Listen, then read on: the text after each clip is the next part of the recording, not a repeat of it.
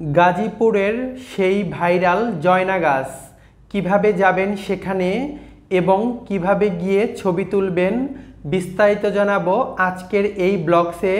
Hello everyone, আসসালামু আলাইকুম। কেমন আছেন সবাই? আমি তো আলহামদুলিল্লাহ ভালো আছি। আবারও হাজির হয়ে গেলাম আরও নতুন একটি ব্লগস নিয়ে। আই হোপ আজকের ব্লগসটা আপনাদের অনেক বেশি ভালো লাগবে। আর আমার ব্লগসগুলো ভালো লাগলে আমার ইউটিউব চ্যানেলটাকে সাবস্ক্রাইব করবেন। ফেসবুক পেজ এবং টিকটক থেকে দেখে থাকলে অবশ্যই ফলো দিয়ে আমার পাশেই থাকবেন। সো গাইস, আজকের ব্লগসটা অনেক বেশি ইন্টারেস্টিং হতে চলেছে, তাই না টেনে পুরো ব্লগসটা এনজয় করবেন। আশা করি অনেক বেশি ভালো লাগবে। তো আমার অফিস যেহেতু গাজীপুরে, আর আমার অফিস হচ্ছে গাজীপুর বিকে বাড়ি, আর তাই আমার এখান থেকে যাওয়া অনেক বেশি ইজি।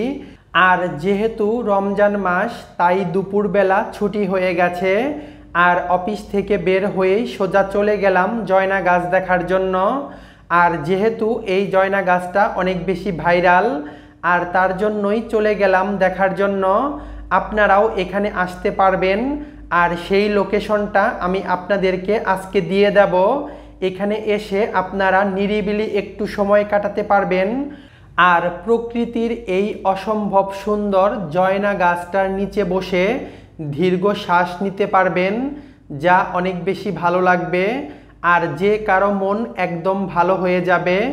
যারা কিনা আমার মতো প্রকৃতি লাভার, তাদের কাছে তো অসম্ভব ভালো লাগবে। আর যাওয়ার পথে রাস্তার দুপাশে এরকম সারি সারি তাল গাছ দেখতে পাবেন। প্রাকৃতিক সৌন্দর্য উপভোগ করতে করতে আপনারা জয়না গাছের সৌন্দর্যটাও উপভোগ করতে পারবেন, যা আমার কাছে অনেক বেশি ভালো লেগেছে। একটা ইন্টারেস্টিং বিষয় হচ্ছে, ফাগুন মাসে এই জয়না গাছের পাতাটা একদম চেঞ্জ হয়ে যায়, একদম গাঢ় লাল টুকটুকে হয়ে যায়, যা দেখতে অসম্ভব ভালো লাগে। আর তাই তো এই অসম্ভব সৌন্দর্য উপভোগ করার জন্য দূর দূরান্ত থেকে অসংখ্য পর্যটক আসে এই জায়গাটাতে জয়না গাছের সৌন্দর্য উপভোগ করার জন্য। আমি তো অনেক বেশি কিউরিয়াস কখন এই গাছটা দেখতে পারবো, আর এর আগে কখনো আমি এরকম গাছ দেখিনি। আর তার কারণেই আমার অনেক বেশি কিউরিসিটি কাজ করতেছিল। তো গাইস, আমরা ফাইনালি জয়না গাছের দেখা পেলাম, আর আমরা এখন আস্তে আস্তে জয়না গাছের কাছে যাচ্ছি। জয়না গাছে যাওয়ার এই রাস্তাটা একদম মাটির রাস্তা, মেঠো পথ, আর এই মেঠো পথ ধরেই আপনাদেরকে আসতে হবে। জয়না গাছের পাশ দিয়ে বয়ে গেছে শালদো নদী। এই শালদো নদী একমাত্র নদী যা কিনা গাজীপুরের মধ্যে একদম পরিষ্কার পরিচ্ছন্ন নদী, কোনো প্রকার আবর্জনা নেই, একদম ফ্রেশ পানি। আর এই তো এটাই হচ্ছে জয়না গাছ, যে গাছের পাতাগুলো একদম লাল টুকটুকে। এখন যেহেতু ফাল্গুন মাস, আর তার কারণে গাছের পাতাগুলো একদম লাল টুকটুকে হয়ে আছে।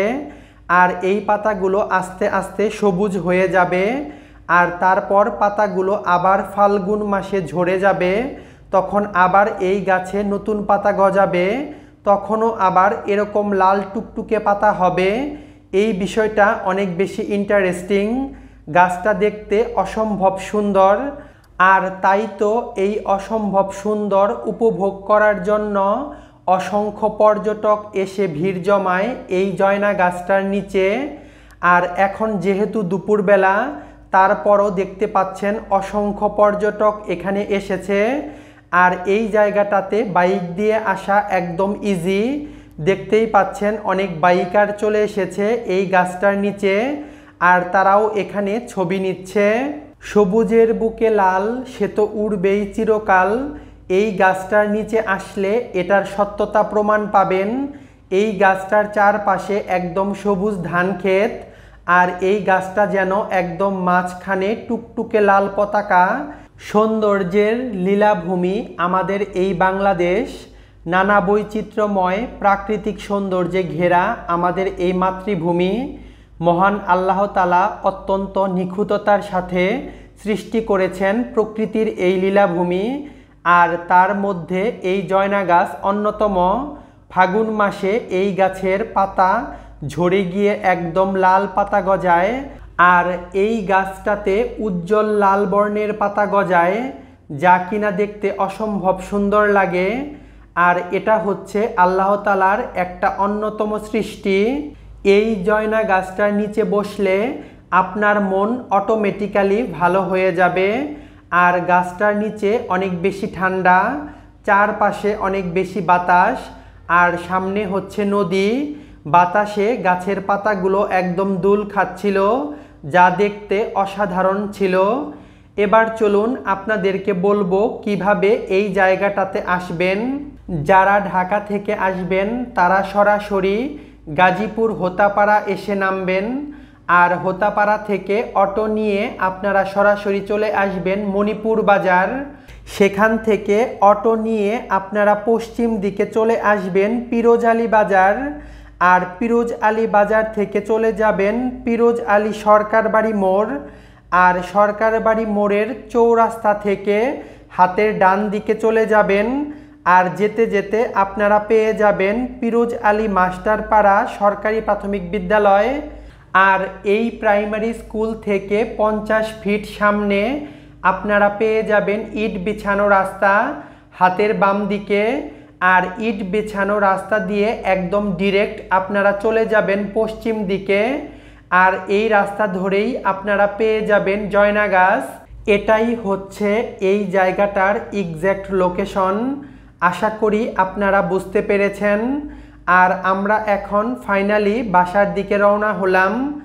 আর এটা হচ্ছে গ্রামের আঁকাবাঁকা মেঠো পথ, একদম মাটির রাস্তা, আর চারপাশটা রয়েছে একদম সবুজ ধান ক্ষেত, যা দেখতে অসম্ভব সুন্দর। কেমন লাগলো আমার আজকের ব্লগস তা কিন্তু অবশ্যই আমাকে কমেন্টে জানাতে ভুলবেন না। আমার ব্লগসটা ভালো লাগলে প্লিজ লাইক, কমেন্ট এবং শেয়ার করবেন আপনার বন্ধুদের সাথে। আর তাকে অবশ্যই মেনশন করবেন যাকে নিয়ে আপনি এই জয়না গাছটা দেখার জন্য আসতে চান। আবারও দেখা হবে নতুন কোনো ব্লগে। সে পর্যন্ত সবাই সুস্থ এবং ভালো থাকবেন। আল্লাহ হাফেজ।